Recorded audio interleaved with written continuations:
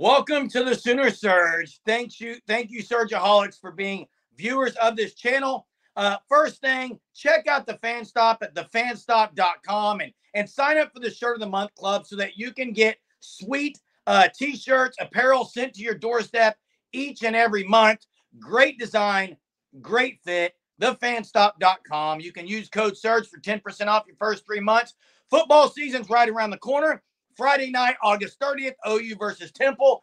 We've got a couple weeks until then.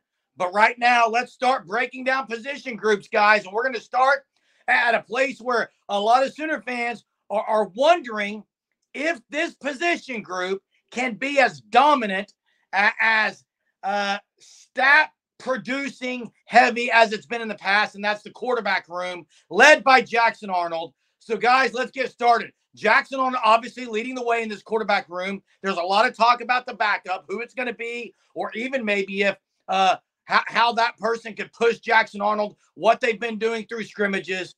What do you guys got in the quarterback room?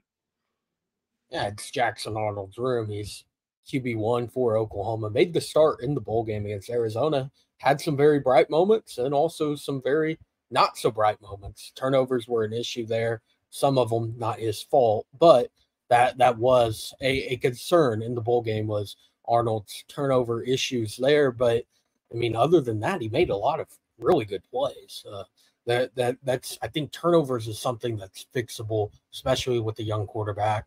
When you're making the throws that Arnold was in the bowl game, I mean, that's kind of not really something that you can kind of teach a player. That's just kind of already there in the way in which Arnold was slinging the football. And I mean, looking at the spring game, 233 yards, 2 touchdowns, in his kind of the launch of the 2024 campaign. And now that's going to be the expectation. Quarterback at Oklahoma, it's probably the most talked about position on the team year in and year out. I mean, a week ago, there's talk of should Arnold even be the starter? I mean, kid's a former 5-star from Denton Guyer that lit it up when he would get the ESPN opportunities his senior year of high school. Elite 11 MVP as well, Gatorade Player of the Year, and people are already questioning that. So I think it's something you have to see it to believe it. You'll see it August 30th against Temple. That's game 1 for Oklahoma. But I think Jackson Arnold's going to be very good. Yeah, Hunter. You said it. We all have seen the talk, whether it's online or on social media, that, well, Jackson Arnold, there's been rumors he's been struggling. Michael Hawkins Jr. has been potentially outplaying him. And Jackson Arnold, people forget, is going against and what is probably going to be a top 20 defense in the country next year. This is a defense that is extremely talented, a ton of experience, NFL guys at each group along defensive line, linebackers, corner, safety. This is a defense that is loaded, a defense that is going to get Jackson Arnold ready for week 1 against Temple for sure, and ready to go against some of the teams in the SEC in which he will play some of the better defenses in the country. And I do think the most underrated part about this QB room is the addition of Casey Thompson. For some reason, people forget to talk about him. It's not that he's going to start, and hopefully we don't have to see him play this year at all due to injury. But the fact is, Arnold and Hawkins have someone to lean on, to learn from. A guy that started 4 to 5 years of college football, played a ton of football. He lit up Oklahoma whenever he was a starting QB at Texas. He was solid for a Nebraska team that was awful. And he's just someone that is going to help this QB room a ton. Yeah, and the quarterback room this year is the best it's been since Caleb Williams and Spencer Rattler was there together, because it's deeper than it's been. You had Dylan Gabriel for a few years, but behind him, I mean, we all know 2 years ago they had nothing. Last year you had Jackson Arnold, who was right out of high school. So I think, yeah, the addition with Casey Thompson and you have a good with Michael Hawkins, both are talented and quarterbacks that can do a good job if needed. This is a Jackson Arnold team, okay? And Hunter, you said it earlier. I do think here's the deal. He's a 5-star. I'm going to tell you what he is. He's a 5-star quarterback out of high school with tremendous arm strength, with NFL talent arm strength. He's a guy that's mobile, can move. He can throw on the run. He's accurate. He can throw the deep ball better than OU's had in a while. Okay, all that. I do think there's a reason why maybe he has struggled in scrimmages. And I think maybe it's because I think maybe the coaching staff knows that the one issue that they need to probably throw at him is the turnovers. And that's why I think they're probably throwing the kitchen sink and everything at him, because I think all the other stuff, you all know he can do it. You've seen it in high school. He was highly touted, 5-star. Now they're trying to get him ready because he hasn't had the game prep or really even the backup prep to get ready. Last year, he didn't play that much. Even in, the Arkansas State game, he came in, but nothing really that other than the BYU game, which is a pressure situation in Arizona. So he hasn't really had that where you got things being thrown at you. So I think they're trying to do that right away in practice. They got the defense to do it. They got an experienced defense that can throw at him. And I think that's probably why you've heard more about that in practice, because all the other stuff he can do, and he's going to do it well. And I think he'll do it really good this year. We haven't mentioned Michael Hawkins. Listen, guys, Michael Hawkins is phenomenal talent, so mobile, great guy who can get outside the pocket, who can make throws on the run, has probably impressed more than people even maybe thought he would when he stepped on campus. Super smart, been around coaching and football his whole life. And I like what Jackson said about Casey Thompson. All that being said, you're right, Hunter. This is Jackson Arnold's room. And Jay, you're also right. Arguably, this is the most talent OU's had at the quarterback position. And you can compare him to Caleb Williams talent-wise, Kyler Murray talent-wise, arm strength-wise, and maybe even better than a Baker Mayfield talent-wise. So I think that's not going to be the issue. It's going to be, look, Bo Nix, I think a good example could be Bo Nix. Bo Nix early on in Auburn, guys, was really highly touted out of high school and struggled with turnovers. He did. He struggled with turnovers.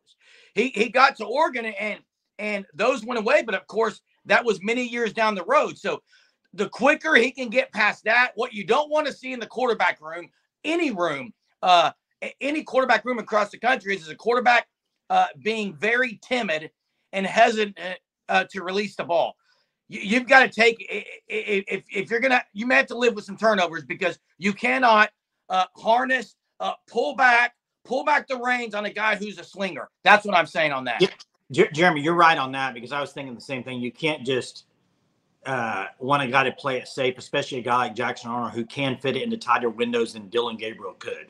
I think Gabriel was really accurate, but SEC, it's tight corners. He's got the arm to do it.